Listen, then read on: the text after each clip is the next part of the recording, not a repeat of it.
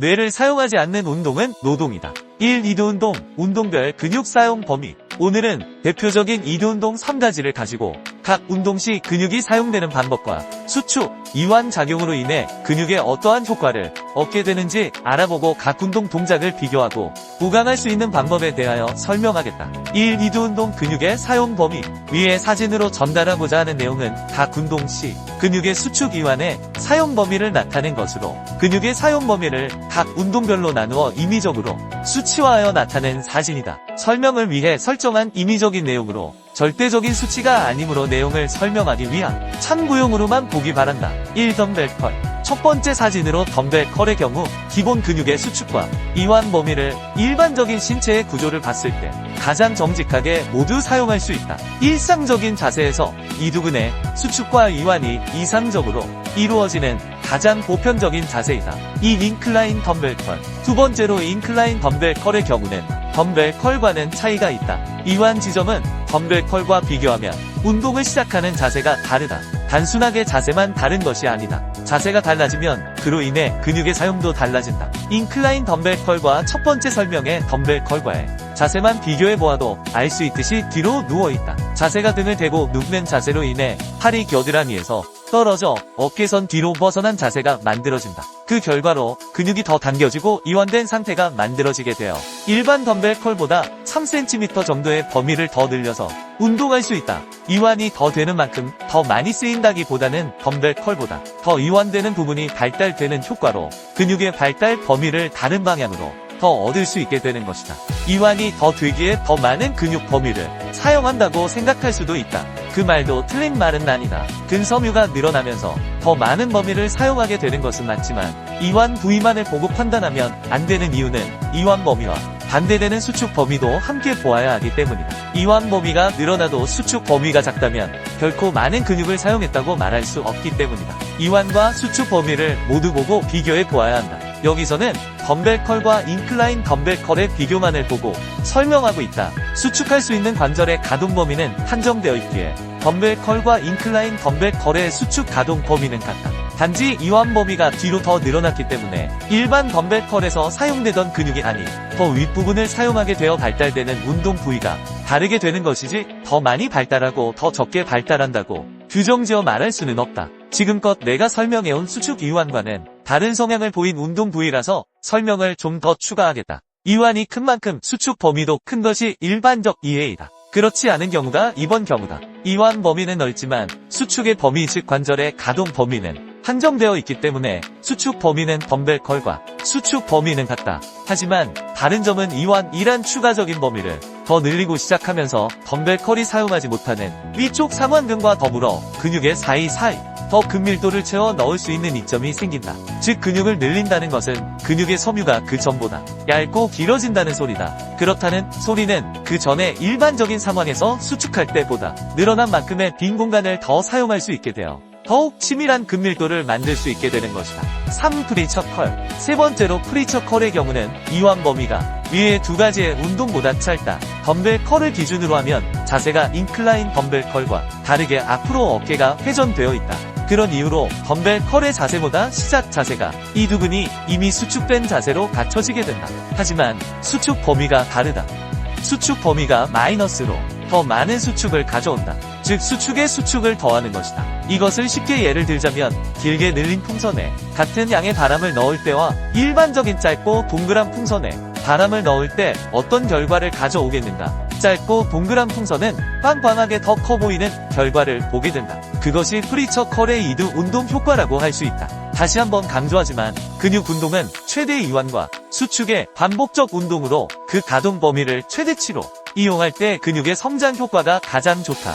위 가지 운동보다 이완은 적지만 수축 범위가 일반적인 가동성을 넘어선 각도를 가지기 때문에 볼륨감을 만드는 것만 보자면 가장 높은 점수를 가질 것이다. 위 내용으로 알 수 있는 것은 같은 운동으로 보이지만 근육을 사용하는 범위가 다르기 때문에 비슷한 운동이 아닌 다른 운동 다른 근육 발달로 봐야 한다. 이 수축만이 운동이 아니다. 수축만이 운동이 아니다. 이완도 잘 돼야 근육이 잘 성장한다. 즉 수축과 이완이 둘 다 잘 이루어지지 않으면 근육이 잘 성장하지도 않으며 어느 한쪽만 잘 된다면 그것은 몸의 기능이 망가지는 것이다. 여기서 나의 주관적인 팁을 하나 설명하겠다. 이 두근의 높은 수축을 유도함에 있어서 프리처 컬이 좋기는 하지만 올바른 자세로 앉아서 컬을 할 경우 중력의 영향에서 벗어나지 못한다. 그래서 이 두근의 힘이 정점에서 놓치는 경우가 있다. 이는 일반인의 운동 방법을 말하는 것이다. 프로 선수는 해당하지 않는다. 머신의 경우에는 그런 경우가 적지만 프리웨이트의 경우 팔의 각도를 90도 이상 몸 안쪽으로 당기는 경우가 많다. 그렇게 되면 수축 시 긴장을 유지하지 못하고 놓치면서 근육이 쉬는 현상을 만들게 된다. 이것을 일일이 통제한다는 것은 프로가 아니라면 쉽지 않다. 3. 추천 운동. 그래서 추천하는 운동으로는 컨센트레이션 컬과 누워서 하는 케이블 컬을 추천한다. 물론 쉽지 않지만 긴장을 놓치지 않고 유지하는 운동 방법으로는 추천한다. 하지만 위 2가지도 쉽지 않다면 다른 방법이었다. 위 사진처럼 누워서 가는 라인 케이블 컬이 있는데 일반 컬처럼 완전히 수축시킨 후 어깨를 회전시켜 팔을 들어 올리는 것이다. 원칙적으로 어깨를 사용하면 안 되는 것이 맞다. 하지만 여기서는 중력이 위에서 아래가 아니다. 몸 쪽으로 당기고 수축하는 자세에서 이두근의 긴장을 중량이 저항해 주기 때문에 그것을 이용한 것이다. 하지만 여기서 주의해야 할 것은 처음부터 어깨를 쓰는 것이 아닌 일반적인 덤벨 컬과 같이 이두근의 수축 범위를 완전히 사용해준 후 이두근의 긴장을 유지한 채 어깨를 회전시키며 아래로 당기는 중량에 저항하면서 이두근의 수축을 지속해서 유도할 수 있다. 이 동작은 마치 시작 자세는 덤벨 컬에서 시작해서 마지막 최대 수축 지점에서는 프리처 컬 자세를 만들어 이두근의 수축 범위를 마이너스까지 가져가는 것이다. 그렇다고 모든 운동에 적용되는 것은 아니다. 운동 방법과 가동성에 따라 다르며 이두근 운동에 적용되는 특이한 상황으로 변칙적인 운동 방법이다. 위의 3가지 운동법이 근육의 수축과 이완의 특징을 잘 나누어 설명한 것으로 3가지 운동을 모두 해준다면 기본적인 이두의 전체적인 근육 성장에 도움이 될 것이다. 그렇기에 어떤 운동이 더 이두근을 발달시키는 것에 효과적이고 빠르다고 말하는 것은 무리가 있다. 각 운동의 종류에 따라 수축과 이완의 근육의 사용 범위가 다르다. 그 말은 각 운동 방법마다 가동성의 차이를 가지고 있다는 소리이다. 근육은 동작과 가동성에 따라 다른 운동 효과를 가지기 때문이다. 그렇기에 운동을 시작한 지 얼마 안 된 초보자들의 경우 동작들이 비슷해 보여서 자신이 무슨 운동을 하고 있는지 착각하는 경우가 많다. 턱걸이가 팔을 펴고 구부리는 동작으로 덤벨 숄더 프레스와 같은 운동으로 착각하고 같은 운동 부위로 아는 분들이 있다. 또 등 운동인 시티드 로어와 시티드 체스트 프레스를 동일하게 보는 경우가 많다. 이 말의 의미는 시각적으로는 같은 동작으로 보인다고 해도 완전히 다른 운동이 될 수 있다는 것이다. 같은 운동도 방향을 조금만 변형시켜도 운동 부위가 달라진다. 비슷해 보인다는 언어적인 표현일 뿐이다. 비슷한 운동은 없다. 운동 부위가 달라지는데 어떻게 비슷한 운동인가? 다른 운동으로 보고 다르게 접근하여 운동을 실시해야 하는 것이다. 그렇지 않으면 그 운동이 추구하는 목적을 제대로 이루지 못하게 되는 것이다. 그렇기 때문에 각 운동의 특징을 잘 파악하고 고르게 해주어야 우람한 근육의 모양을 만들 수 있다. 2. 밑팁. 수축이 잘 돼야 이완이 잘 된다. 이완이 잘 돼야 수축이 잘 된다. 흔하게 몸의 반동을 이용하는 경우가 많다. 이럴 경우 전신운동으로 전신운동을 원한다면 추천하지만 아니라면 최대한 무릎과 허리의 움직임을 제어해야 한다. 항상 올바른 방법을 숙지하고 운동하기 바란다. 또한 어떤 운동을 하든 자세를 잘 유지하기를 바란다. 반동이 일어난다는 것은 과한 중량을 억지로 들고 있다거나 잘못된 습관이 자신도 모르게 몸에 배어 있다는 것이다. 이것을 자각했다면 스스로 고쳐나가길 바란다. 운동 자세 또한 운동의 중요한 부분을 차지한다. 물론 부상을 예방하는 측면도 있지만 제대로 된 근육 발달을 위한 것이기도 하며 다른 것을 다 제쳐놓고라도 멋이 없다. 폼이 안 나고 너무 아마추어 같아 볼품없다. 몸은 멋있는데 운동 폼이 이상한 사람이 있는가? 이상하게 운동하면 당신은 어디서든 운동하는 사람이 아닌 이상한 사람으로 보이게 된다. 전혀 멋있어 보이지 않는다는 소리다. 그러니 제대로 된 자세로 운동하여 올바른 근육 성장을 이루길 바란다. 호흡.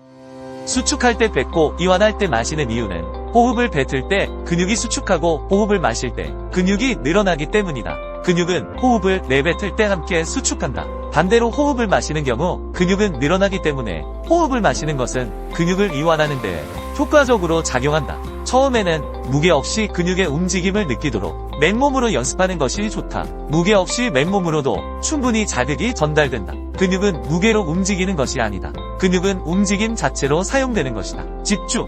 근육의 느낌을 잡는 것을 어려워하지 말아라. 근육의 모양인 결과 운동 진행 방향을 상상하고 집중하면 된다. 선수처럼 느끼려 하지 마라. 느껴지지 않는다. 당신은 프로 선수가 아니다. 꼭 느낌을 컨트롤해야 하는 것이 아니다. 결국 뇌가 하는 것이니 상상과 집중만 제대로 하면 된다. 자극에 연연하지 마라. 저절로 되기도 하고 안 돼도 상관없다. 중요한 것은 생각과 집중이다. 그러니 이미지 트레이닝을 하는 것이다.